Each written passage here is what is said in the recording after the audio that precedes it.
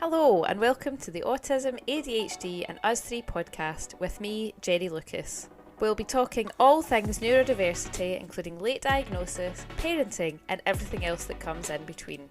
This podcast is not intended to be diagnostic. I am not a doctor. These are our personal experiences peppered with research and occasionally the experiences of others. The podcast is intended as a supportive guide through the experience of parenting neurodiverse children as a late diagnosed person, hopefully bringing some relatable stories and laughs along the way. Any relevant links will be in the show notes. Let's get into today's episode. Hello and welcome to this week's episode, which is all about coping as an AuDHD parent. Now this episode could go on for hours, but I've tried to be really succinct and condense it down into my top 5 tips for coping with life as an AuDHD parent. Now these are things that work for me, things that I have found that have been important in my parenting journey. I hate using the word journey, but I can't think of a better one at this point in time. And things that should be adaptable to anybody's life if it's the sort of thing that you are finding interesting or useful to listen to. So let's get straight into tip number 1. So number 1 on this list of 5 is that self-care is the most important thing that influences your ability to show up how you want to as a parent. This may mean that you need to rely on others for support, be that services or friends or family, or sometimes prioritising money on things to support your well-being for the greater good of the whole family. There's no point in having money for a family trip out if you're so tired and burned out that you'll be grumpy and snappy all day.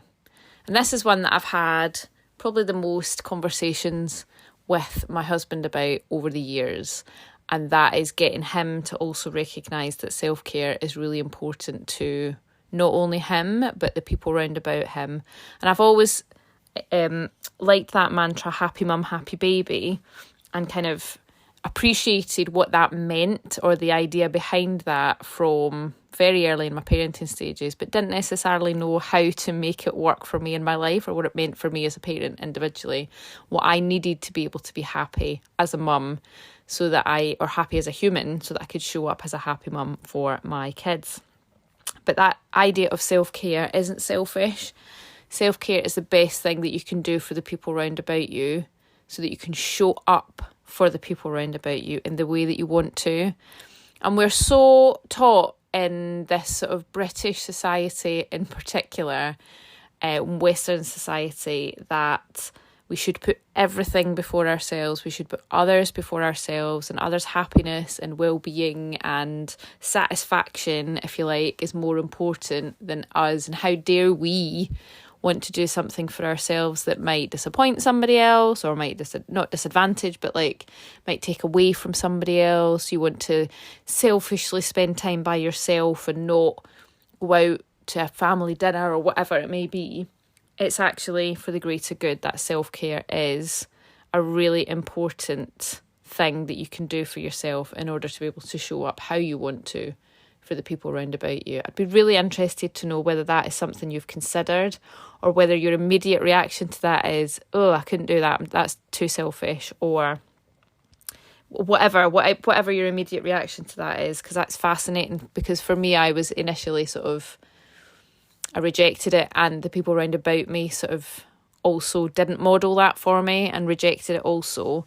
So that has been something I've had to really work quite hard on, to be honest, in order to be able to just be the person I want to be as a mum most of the time. Not all the time, most of the time. So the second top tip, if you like, for coping as an AuDHD parent that's worked for me is having self-acceptance. And having self-acceptance that I'm a human and that things will go wrong. And that has been crucial to my own mental well-being. That doesn't mean expecting that things are always going to be stressful or shit, or that nothing is ever going to work out the way that you expect. It means having patience with yourself or other circumstances if things don't go to plan, or if you don't have the energy on certain days that you need to show up the way that you'd like to. And as an AuDHD person, personally, this can be really hard. and has been really hard, because change and disruption is a big trigger for me, and it can be a big trigger for those of us who are autistic or ADHD or both. But what I've found is that having an awareness that change and disruption are impactful on my regulated self has helped me navigate those stressful situations more successfully. So even just being aware, oh my God, today's not going as planned, that's going to dysregulate me in some way, I need to watch out for that, has made a big impact on the rest of my day, on my well-being as a person, on my self-acceptance that actually things not going to plan really does trigger me as a person. And it depends of how things don't go to plan. I've seen people talk about this before. If I'm the one who makes the changes to the plans, then generally I can cope better with that. If someone else disrupts everything and derails the plans, I find that much more challenging to cope with as a person. And as an adult, I'm much better at masking that than my children are. And as a people pleaser, I have developed maladaptive coping strategies to deal with those kinds of situations and deal with it sort of negatively internally. But having more self-awareness of that has been really, really important. Having self-acceptance that I'm going to find those things difficult is really important. And actually having self-acceptance that there's lots of aspects of parenting that I find challenging, and having grace with myself about that instead of shame and guilt has also helped me be a more regulated and calm person. It doesn't mean to say that I wouldn't change those things. I'd love to be the sort of person that enjoys playing with their children. I've never been the parent that has enjoyed playing with my children. I don't enjoy it. I don't enjoy it. Would I change that if I could? Yes. Do I know what an impact that had on me as a child when my parents didn't play with me? Yes. Does that make me feel guilty? Yes. Is there anything much I can do to change it? Well, I can build a little bit more self-awareness into my life. I can do things that make me feel calm and regulated so that I'm better able to cope with those situations when they arise, because I do play with them sometimes and I don't find that easy. And to have self-acceptance with the fact that I'm just not built that way. I'm just not built that way. And so it's okay. It's okay to have self-acceptance for these things. What sort of things have you got going on in your world that you need to find some self-acceptance for? I'd be fascinated to find out. Please do share with me either in the comments of the podcast or come over and interact with me on my TikTok or send me an email. Be really interested to sort of see how this shows up for you. The third tip for being able to cope as an AuDHD parent is prioritising self-care, which works for me. Personally, this has included me getting my hair cut really short. I'm going to have a manicure every few weeks. Having much shorter hair literally means that I have to spend much less time dealing with it, and that's allowed me to have the energy to add in some skincare to my life, which I've never done in my 39 years on the planet before. Never bothered to do anything with my skin. I'm not a makeup girly, I'm not that kind of person. But just by having to spend less time doing my hair, I've allowed myself to be able to look after myself a little bit more, which in turn is helping me feel better about myself as a person and is helping me learn to value my existence in the world. And it sounds so daft, but just having the capacity and the ability to look after my skin, to look after my hair, to have someone else look after my nails, because I hate cutting my nails. I hate having to do anything with my nails. So being in the position where I can get someone else to look after that for me and make them look pretty. And I'm not a girly girl, but those little things have just helped me feel more valid as a person. They've helped me feel like I've got value and that I'm worthy of being looked after. I'm worthy of looking after myself. I'm really grateful to be in a position to do that for myself, and those are things that work for me personally. And I don't want it to sound trite, like, oh, I put moisturiser on and I get my nails done and suddenly I'm a better person. Like, all you need to do is go and get a massage and suddenly you'll be a great parent. That's not what I mean at all. That's not the sentiment behind this. But just being able to prioritise a little bit of sort of pampering or self-care that works for me, that I wouldn't normally do has really helped lift my sort of impression of myself. That's not really the word I wanted to use there, but so, that accepting that I'm a valid human being who has needs and I deserve to have them met. That's huge. So many of us walk around with a chip on our shoulders that comes out as negativity or snidiness or judgment towards other people and their lifestyles and their choices. And actually, if we start accepting ourselves personally and valuing ourselves, that judginess starts to disappear a little bit. So what does it look like for you? What would that look like for you? What would self-care look like for you as an individual person? For my husband, it is getting to go to the gym 3 times a week.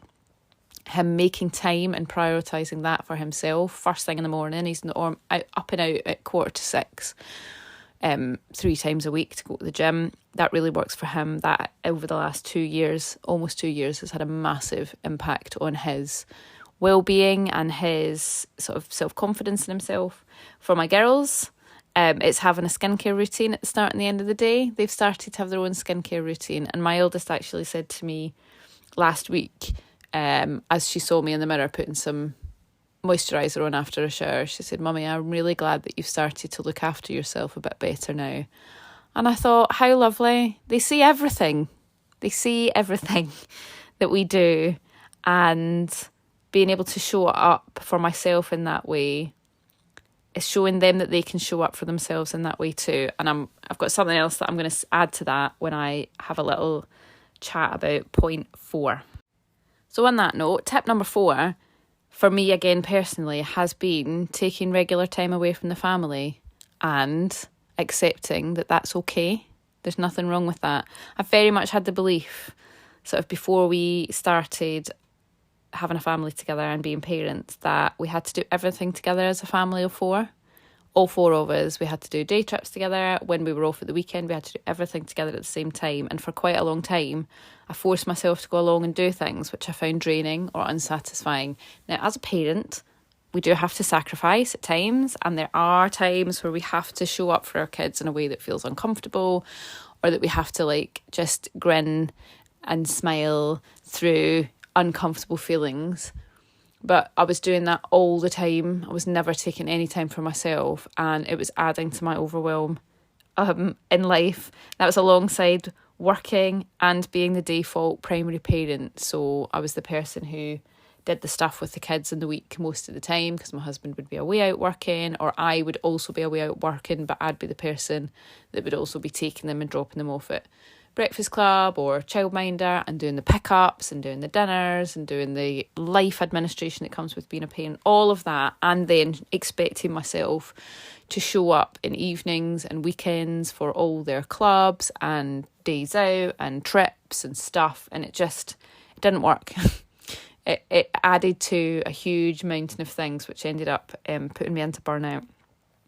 And so actually it was being in burnout, serious burnout last year, which meant that I had no choice but to take time away from the family. I couldn't be in the same room as everybody all the time without feeling like I was going to lose my shit, constantly snapping at the children. I didn't have any capacity to listen to them or have any emotional bandwidth to give to them, and I really needed to take some time out. And so that I literally had to do that. But during that time, I've come to realise that it's okay for the kids to do their own thing. Sometimes we get so het up, and my husband in particular still has this grand idea that, they need to be busy and we need to be doing things and enriching their lives every sort of 2 seconds. And actually, sometimes they just need to be in front of a screen or in their own bedrooms doing whatever it is they fancy doing in their own space.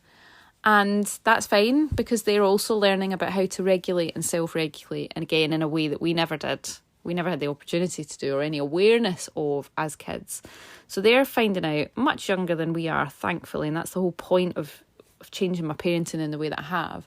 They're finding out ways that they can regulate themselves. They're listening to their bodies and knowing when they want to spend time doing things and going on adventures, and actually when they need a bit of downtime and what they need to have in that downtime. That's something we're still working on. That'll be a completely different podcast episode. But that is a really important thing to teach them. And actually, sometimes my husband can do things with the kids on his own, and that's okay. He's totally and utterly capable and loves spending time with the kids and having a bit of daddy time with them. And they really benefit from having his undivided attention. And they also say that it's okay for me to take time for myself. And he does as well. He takes time for himself. And therefore the kids are learning that it's okay to individually prioritise your own needs and your well-being. And that actually they're saying that, from my perspective, that the role as a woman or the role as a mum isn't just to sacrifice yourself into the ground for the needs of others. That actually, as women and potentially mothers, they may well go on to have children, who knows, that they are allowed to have needs and they're allowed to have those needs met, and they're allowed to meet those needs by themselves, and they're allowed to find ways that other people can help them meet their needs, and that's okay. And again, it comes back to what I was talking about before in the previous point, is valuing yourself and having confidence in your own ability and knowing that it's okay for you to take up space in this world. And I'm not going to get all high and mighty about it on my horse, but that's something that I haven't had role modelled to me in my life, and something that I've really struggled with, and something that I have found fascinating in other people, and why I became a people pleaser, I think, sort of not understanding that I am a valid individual human being who has needs like everybody else, and I deserve to have them met, and I deserve to meet them myself. And sometimes that'll make other people feel uncomfortable or disappointed or whatever, but that is totally valid.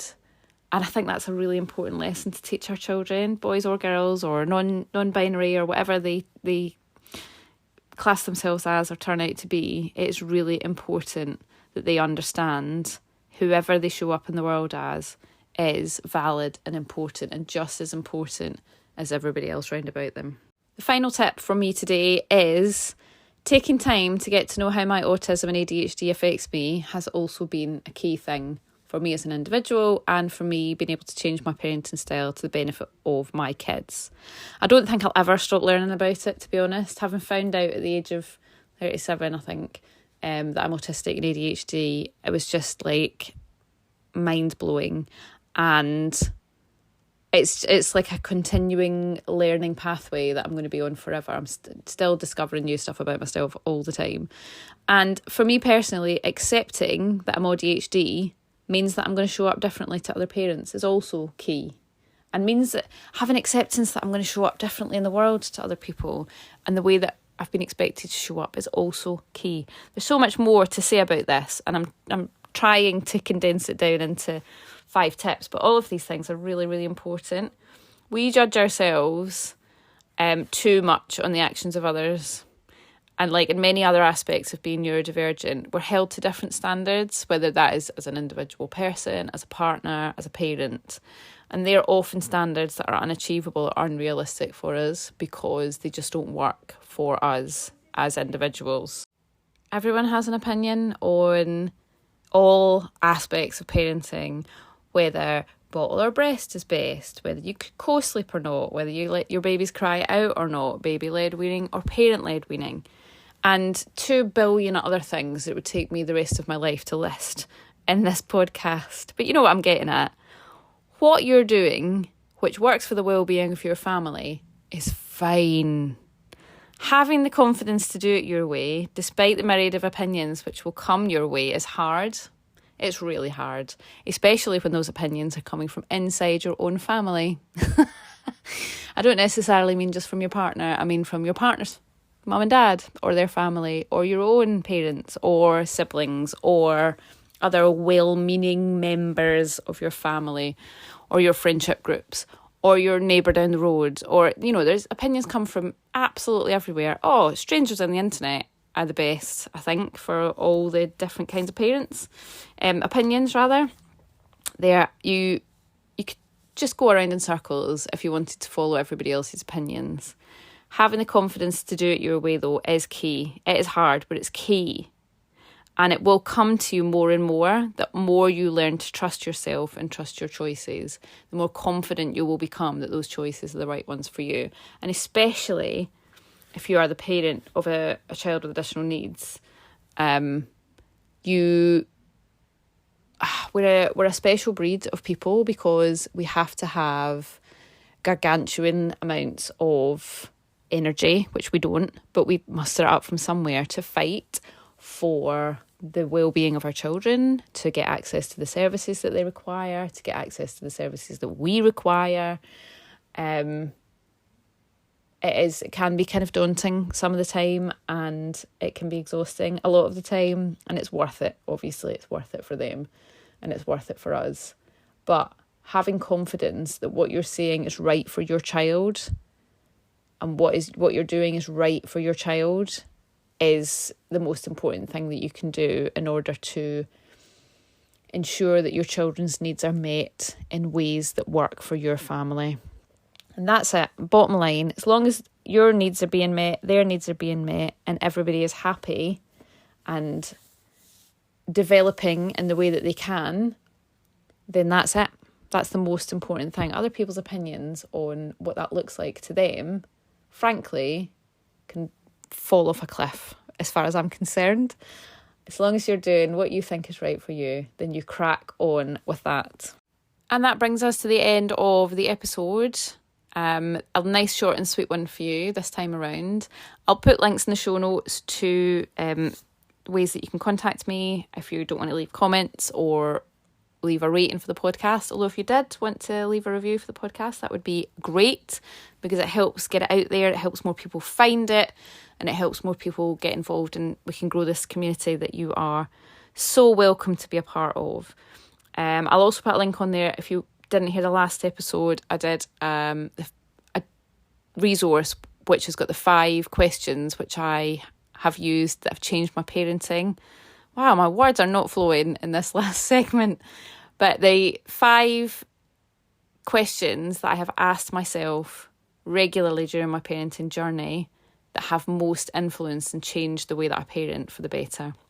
So I'll put a link to that resource. It's a completely free resource. Just download it. It's a PDF document. Feel free to download it and use it in your lives if you find it useful, and let me know what you think of it.